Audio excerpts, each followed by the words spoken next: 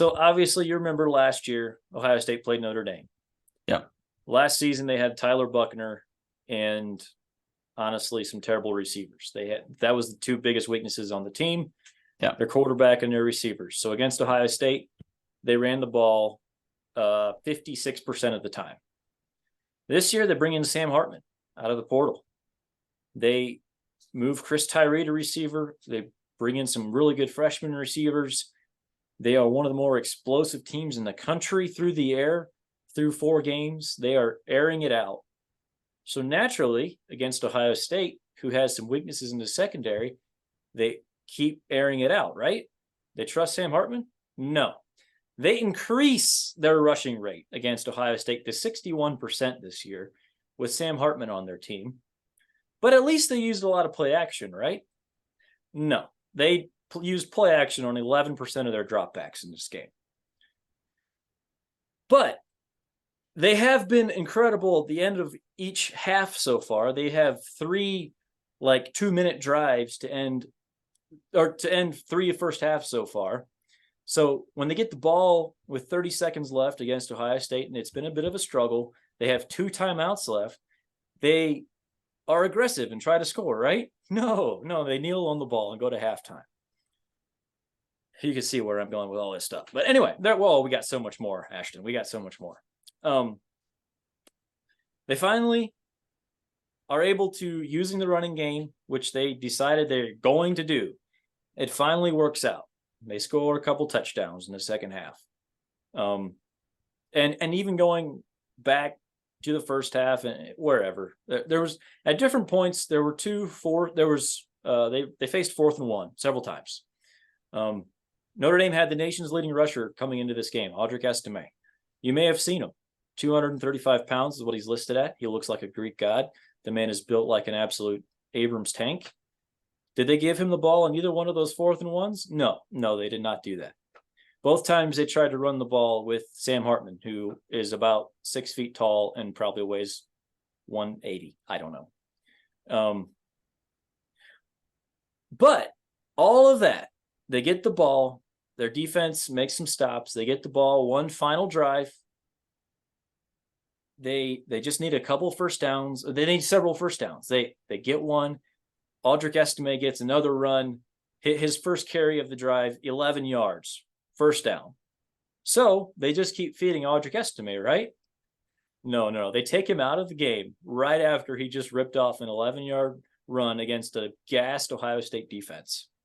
They then try some kind of slow developing, weird, stupid running play, and it gets blown up in the backfield for a 5-yard loss.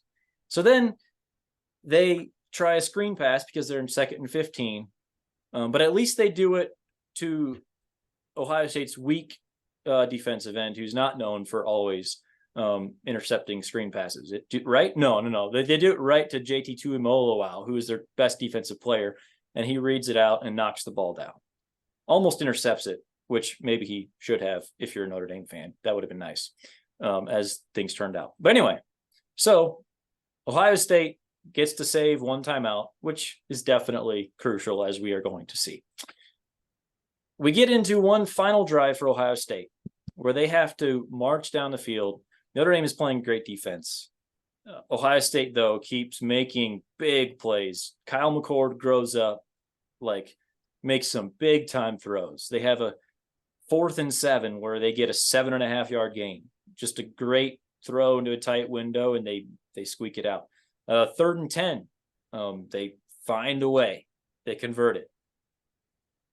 They get into the red zone, and Notre Dame tightens up a little bit. They get pressure on McCord, and he is called for intentional grounding. Ohio State still has that one timeout, so they avoid the 10-second runoff. We're down at 15 seconds at this point, so this would be huge. So they use that last timeout. They avoid the 10-second runoff, and now they face 3rd and 19. Now, all game, Kyle McCord, when given time to throw, has set his feet and just ripped it. When he was given time to throw all game, he made Notre Dame pay. Anytime he got a little bit of pressure, it messed with him. He couldn't make throws. And the only way Notre Dame could get pressure this entire game was by rushing 5 guys. Usually they had to blitz a linebacker, and they could get some pressure, and it would just force them into some bad throws. So 3rd and 19, you keep doing that, right? You rush 5 guys? No. You rush 3 and you drop 8. And you don't even make it look like you're going to blitz, like showing linebackers up at the line of scrimmage. You show him before the snap, you got 3 down linemen, and everyone else is very clearly back in like a prevent defense. So what does he do? He rips the throw, 21-yard gain. Great throw, like not taking anything away from that kid. Beautiful play. You get down to the 1-yard line. Ohio State spikes it. Notre Dame takes their last timeout. So at least Notre Dame comes out of that timeout with their best defense, their best goal line defense, right? No. They're in nickel. Even though Ohio State is in 12 personnel with only 2 receivers on the field, Notre Dame decides to play nickel. But at least they have all 11 players on the field, right, Ashton?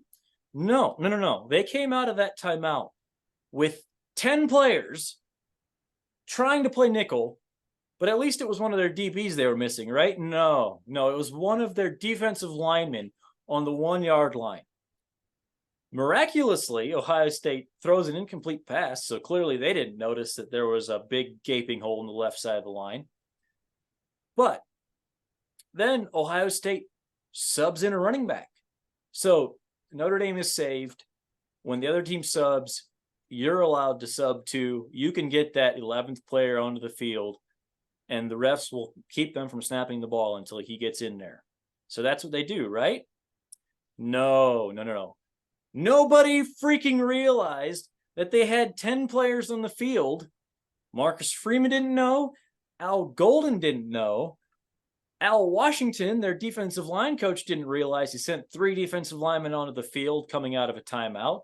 None of their veterans that were playing noticed. Nobody in the booth noticed. There's absolutely somebody up there who's responsible for this. Nobody noticed. So Ohio State happens to run. I still don't think Ohio State had any idea, but they call a running play. It happens to go right where there's a missing defender, and they score the game-winning touchdown by 6 inches. So props to Ohio State for scoring. I think you could put 86-year-old Lou Holtz at defensive end there, and it probably stops them. They made it by 6 inches without a player right there, without a defensive player right there. And by the way, there is a point to all of this, and it's not to say that Ohio State didn't deserve to win this game or that they were clearly the worst team or anything like that. I'm not taking any credit away from Ohio State. They absolutely deserve to win this game because Notre Dame clearly did not deserve to win this game. Everything I just pointed out was coaching. None of it was even players, because players messed up. Players on both sides messed up, but we watch college football and we're used to that. It's college football. They mess up. The players mess up. When your coaching staff has that many mistakes in a game, it's not because they're necessarily terrible coaches.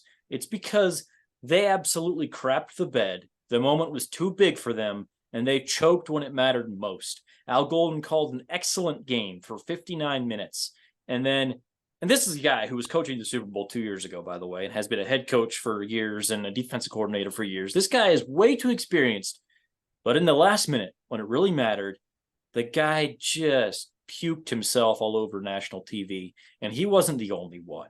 Every coach in that program right now needs to look deeply inward and just ask themselves what the frick happened. As a Notre Dame fan, I've seen us lose many games tight against big programs. The difference is when we played Georgia in 2017 and 2019, when we played Oklahoma, there's too many to even count. But every time we lose one of these close games against a really good program, it's always, wow, like Notre Dame, they're better than we thought they were. That's overachievers. Like, man, props to them for really bringing it. Notre Dame played their B game in this game. Notre Dame did not maximize their talent. Neither did Ohio State. Like, neither team played to the best of their abilities. This is maybe the first time I've been able to point strictly at like so many coaching decisions in game as why Notre Dame lost. And it's just pathetic and heartbreaking. And people 18 years later are still talking about the Bush push. And 18 years from now, you'll be able to talk about 10 men on the field, and every Notre Dame fan will know exactly what you're talking about and will remember exactly where they were. And it just sucks.